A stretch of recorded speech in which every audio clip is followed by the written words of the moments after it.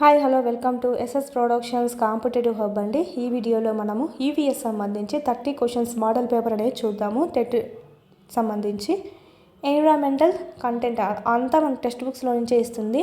8th వరకు text books చదువుకొని వెళ్తే కనుక ఈజీగా మార్క్స్ అనేవి స్కోర్ చేయవచ్చు. మన యాప్లో డిఎస్సికి సంబంధించినటువంటి కంప్లీట్ టెస్ట్ సిరీస్ అనేవి అవైలబిలిటీలో ఉన్నాయి. ఆల్ సబ్జెక్ట్స్ సంబంధించి ఉంటాయి. 3rd to 8th ఉంటాయి. న్యూ సిలబస్ బేస్ చేసుకొని 9th ఓల్డ్ న్యూ రెండు ఉన్నాయి. 10th కూడా 2023 సంబంధించిన సిలబస్ ఉంది. ఈ విధంగా మీకు సైకాలజీ, విద్యా దృక్పథాలు, మెథడాలజీ, జీకే, కరెంట్ అఫైర్స్ కూడా మీకు అవైలబిలిటీలో ఉంది. అందరూ టాపిక్ వైజ్ అందిస్తున్నారు, కానీ ఈ విధంగా క్లాస్ వైజ్, లెసన్ వైజ్ అందులో కూడా ఇప్పుడు 3rd to 8th అనుకోండి, ఇట్లాగా సబ్జెక్ట్ వైజ్ మళ్ళీ దాంట్లోనూ మీకు క్లాస్ వైజ్, లెసన్ వైజ్ అనేది ఉంటుంది. First lesson, second lesson, third lesson ఈ విధంగా ఉంటుంది అనమాట. ఎవ్రీ లెసన్ కవర్ అవుతుంది. ఈ విధంగా 3rd నుంచి 8th వరకు ఫుల్ సిలబస్ ఉంటుంది. 9th 10th లింక్ టాపిక్స్ అనేటివి లెసన్ వైజ్ ఉంటాయి. సో చాలా యూజ్ అవుతుంది. ఎవ్రీ లెసన్ అనేది కవర్ అవుతుంది. మీకు చూడండి, యాప్ డౌన్లోడ్ చేసుకొని ఇక్కడ రెడ్ కలర్లో ఉండేదంతా మీకు ఫ్రీ కంటెంట్ అండి. ఆల్రెడీ ఫ్రీ టెస్ట్లు కూడా కొన్ని ఉన్నాయి. రాయండి, నచ్చితేనే పర్చేజ్ చేసుకోండి. చాలా యూస్ఫుల్ అవుతుంది.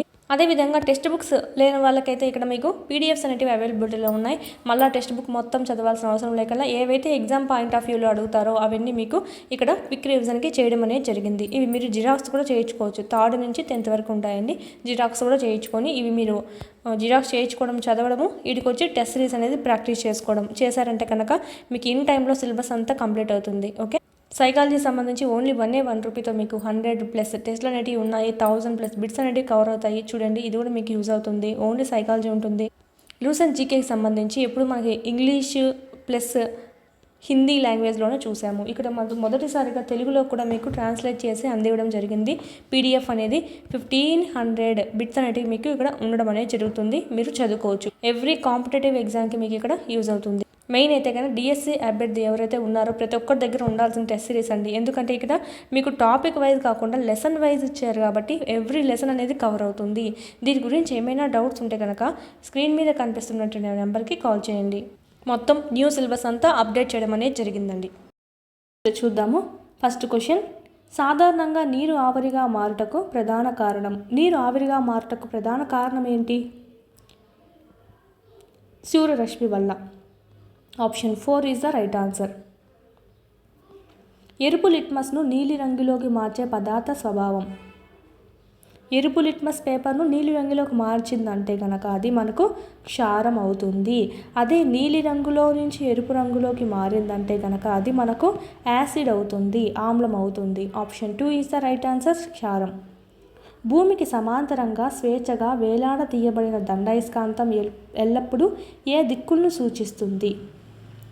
యాక్చువల్లీ మనకు అయస్కాంతం ఏ దిక్కును చూపిస్తుంది? North and south. So option 1 ఉత్తర దక్షిణ ధ్రువాలు.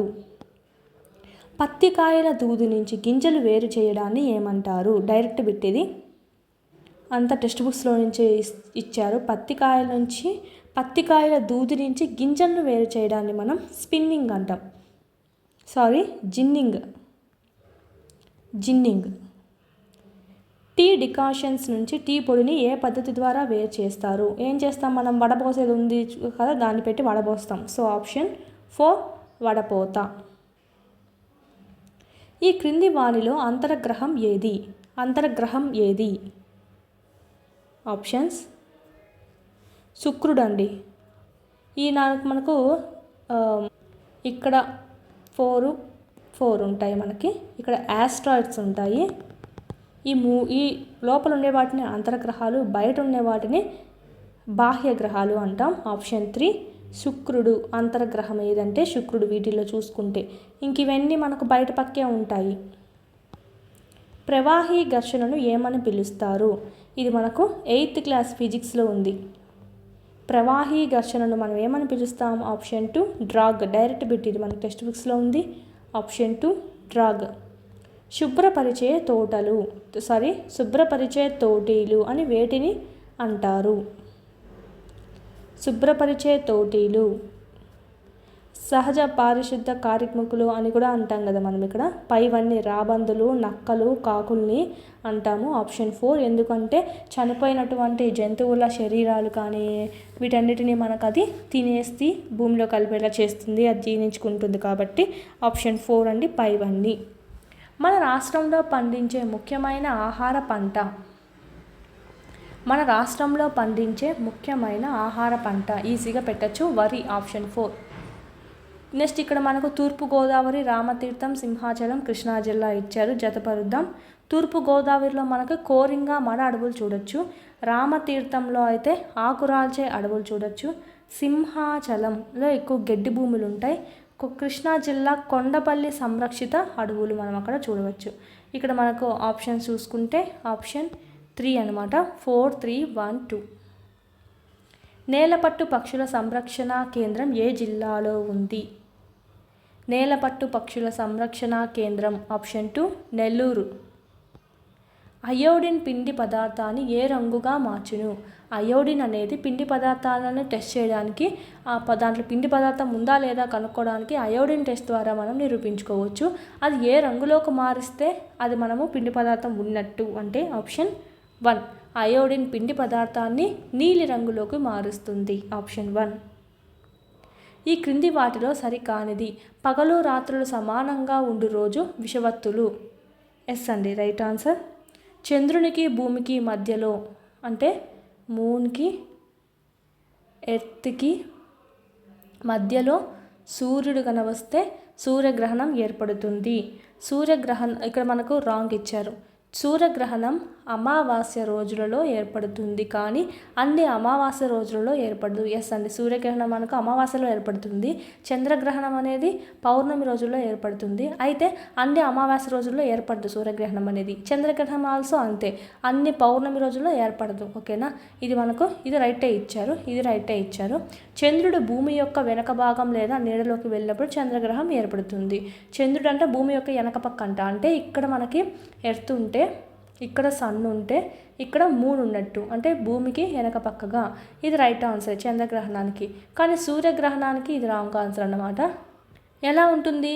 SME గుర్తుపెట్టుకోండి. SME అంటే మనకు ఫస్ట్ సన్ను, మధ్యలో మూను, ఈ పక్క ఎర్త్ ఉంటారు. సూర్యగ్రహణం అంటే SME అని గుర్తుపెట్టుకోండి. లేదంటే ఇక్కడ మనకు చంద్రగ్రహణం అంటే సెమ్ అని గుర్తుపెట్టుకోండి. సెమెంత అని గుర్తుపెట్టుకోండి. సెమెంత చంద్రుడు మాత్రం చల్లగా ఉంటుందని చెప్పి ఓకే, లేదా తెల్లగా ఉంటుందనో సంథింగ్ ఏదైనా పెట్టుకోవచ్చు. ఇది అయితే మనకు చంద్రగ్రహణం. సూర్యగ్రహణం అయితే SME. ఇక్కడ మనకు ఆప్షన్ 2 రాంగ్ ఆన్సర్. ఆంధ్రప్రదేశ్లో ప్రవహించు కృష్ణానది గురించి తెలుపు క్రింది వానిలో సరికానిది. కృష్ణానది సముద్రంలో కలియు ప్రదేశం కృష్ణా జిల్లా హంసలవి వద్ద కలుస్తుందన్నమాట. ఇది రైటే. కృష్ణానది తీరాన గల పవిత్ర స్థలాలు ఏంటివి? మహాబలేశ్వరం, అలంపురం, జోగులాంబ, విజయవాడ కనకదుర్గాదేవి, అమరావతి, అమరేశ్వరం అన్నీ మనకు కృష్ణానది తీరానే ఉన్నాయి. కృష్ణానది తీరాన గల నగరాలు ఏవి అంటే హిందూపూర్, కడప, కర్నూలు. కాదండి, ఆప్షన్ 3 రాంగ్ ఆన్సర్. 2009లో కర్నూలు నగరంలో 30 అడుగుల ఎత్తులో వరదలు వచ్చింది. Yes, right answer. మనకు ఇదొకటి ఆప్షన్ 3 రాంగ్ ఆన్సర్. ఖగోళ వస్తువుల గురించి తెలుపు క్రింది వానిలో సరికానిది. కోట్లాది నక్షత్రాల సమూహాన్ని మనము గెలాక్సీ అంటాం. ఓకే, తలా తోక భాగాలు కలిగినది తోకచుక్క. చాలా గెలాక్సీస్ కలిస్తే ఏమవుతుంది? యూనివర్స్ అవుతుంది, విశ్వం అనేది అవుతుంది. ఓకే, నెక్స్ట్ తలా తోక భాగాలు కలిగింది ఏంటి? తోకచుక్క. ఓకే, తల కలిగి ఉంటుంది, తోక. నెక్స్ట్ హేలీ తోకచుక్క చివరిసారిగా కనిపించింది 1986. Yes, right answer. విశ్వంకు మరో పేరు పాలపుంత, ఆకాశగంగా, కాంతి నది అన్నారు. గెలాక్సీకి మరో పేరు అండి, గెలాక్సీకి మరో పేరు పాలపుంత, ఆకాశగంగా, కాంతి నది అని అంటాము. విశ్వం అంటే యూనివర్స్. ఇది రాంగ్ ఇచ్చారు, ఆప్షన్ 4. ఈ క్రింది వివక్షతలను సరిగ్గా జతపరచము. దేవతల ఆరాధన విధానాలను, ఆచారాలను, సంప్రదాయాలను చిన్నచూపు చూడడం ఏమవుతుంది? దేవతల గురించి మత వివక్షత అవుతుంది. వీధులను శుభ్రపరచడం, చెత్తను పోగు చేయడం వంటి వృత్తులను కులాచారంగా చేపట్టే వారిని తక్కువగా చూడడం ఏమవుతుంది? కులాన్ని బట్టి. సో కుల వివక్షత. CD. ఆడపిల్లలను మగపిల్లలను వేరువేరుగా చూస్తే లింగ వివక్షత. నెక్స్ట్ చర్మం రంగు బట్టి అయితే జాతి వివక్షత. నల్ల జాతి, తెల్ల జాతి అంటాం కదా, సో ఆ విధంగా. CDAB. Option 3 CDAB. పేదరికంలో జన్మించి గొప్ప శాస్త్రవేత్తగా మారినది ఎవరు? పేదరికంలో జన్మించి గొప్ప శాస్త్రవేత్తగా మారింది APJ అబ్దుల్ కలాం గారు. పారా ఒలింపిక్ క్రీడలలో పాల్గొన్నవారు ఎవరు? మెరియప్పన్ తంగవేలు.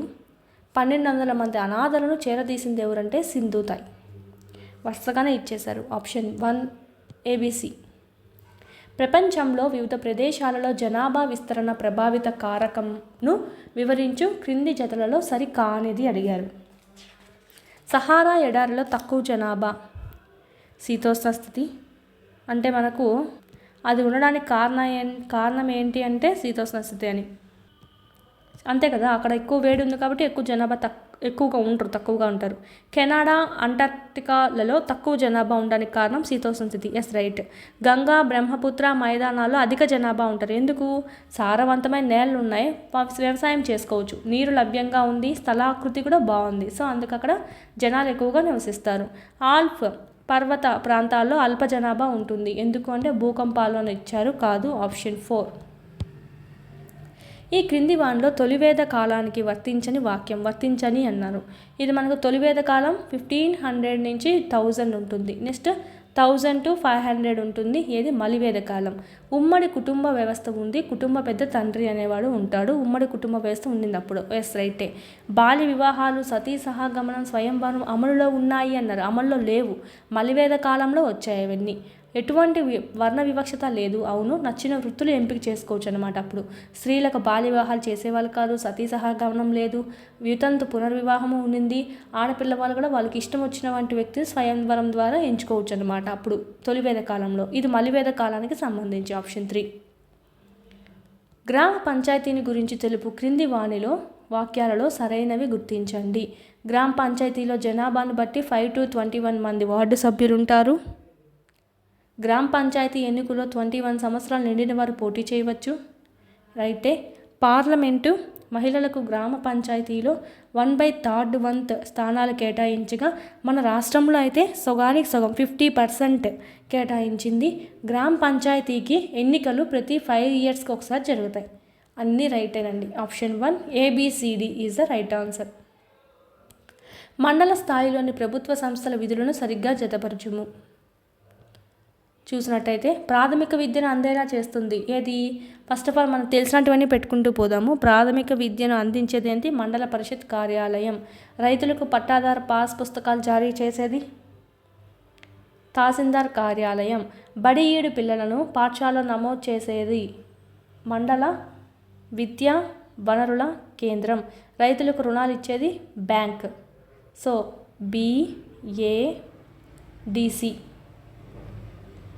BADC option 4. క్రీస్తు శకం 1800 వరకు ప్రపంచ జనాభా నెమ్మదిగా పెరిగింది. దానికి వివరణ: ఈ కాలం వరకు జనన రేటు అధికంగా ఉన్నప్పటికీ వైద్య సదుపాయాలు, ఆహార కొరత వల్ల మరణాల రేటు కూడా అధికమే. 1800 వరకు ప్రపంచ జనాభా నెమ్మదిగా పెరిగింది అన్నారు. ARలు సరైన వాస్తవాలు, A-కి R సరైన వివరణ.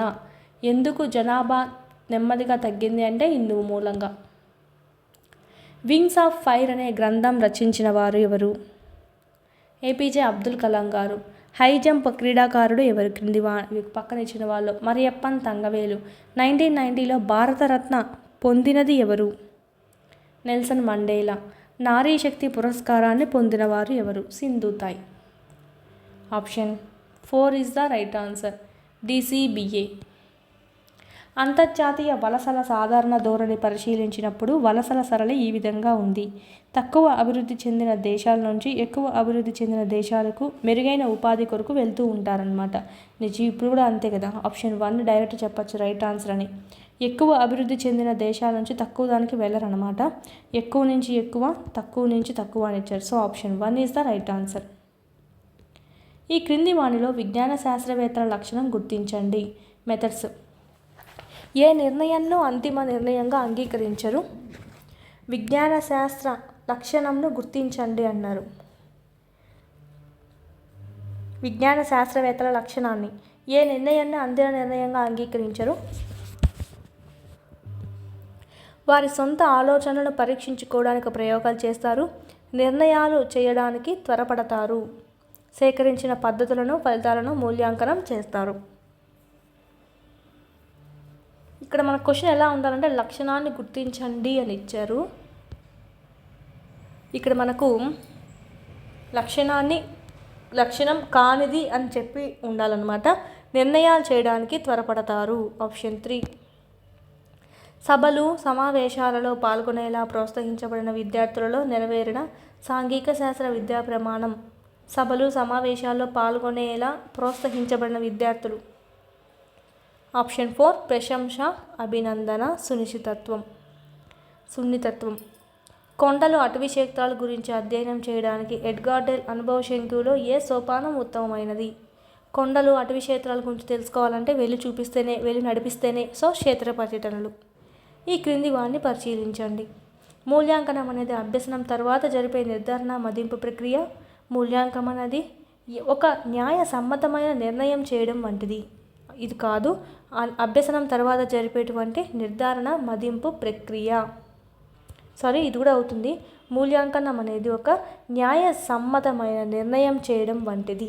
అంతే కదా మనకి. Option 4 is the right answer. ఈ క్రింది వాటిలో సాంఘిక శాస్త్ర లక్ష్యాలుగా జాతీయ విద్యా విధానం 1986 సిఫార్సులు చెప్పాలి ఇక్కడ. విద్యార్థుల్లో రాజ్యాంగ బాధ్యతలు, హక్కులు గుర్తించగలిగేలా చేయడం. విద్యార్థులలో రాజ్యాంగ బాధ్యతలు, హక్కులు గుర్తించగలిగేలా చేయడం. భారతదేశ సాంస్కృతిక వారసత్వం యొక్క గొప్పతనం గుర్తించేలా చేయడం. విద్యార్థులు నివసించే పరిసరాల పట్ల అవగాహన కల్పించడం. ఈ 3 మనం చేయాలనుకుంటాం విద్యార్థుల్లో. Option 4 is the right answer. 3 సరైనవే. ఉపాధ్యాయ కేంద్రీకృత ఉపగమం కానిది అంటే ఉపాధ్యాయ కేంద్రీకృత ఉపగమం కానిదన్నమాట. నిర్మాణ, చారిత్రక, ఉపన్యాస. ఈ 3 ఉపాధ్యాయుడు కేంద్రీకృతంగా ఉంటాయి. ఇది మాత్రం విద్యార్థి చేయాలన్నమాట అన్వేషణ. ఆప్షన్ 4 అన్వేషణ పద్ధతి. దీంతో ఈవీఎస్ సంబంధించిన 30 బిట్స్ కూడా మోడల్ పేపర్ కంప్లీట్ అవుతుంది.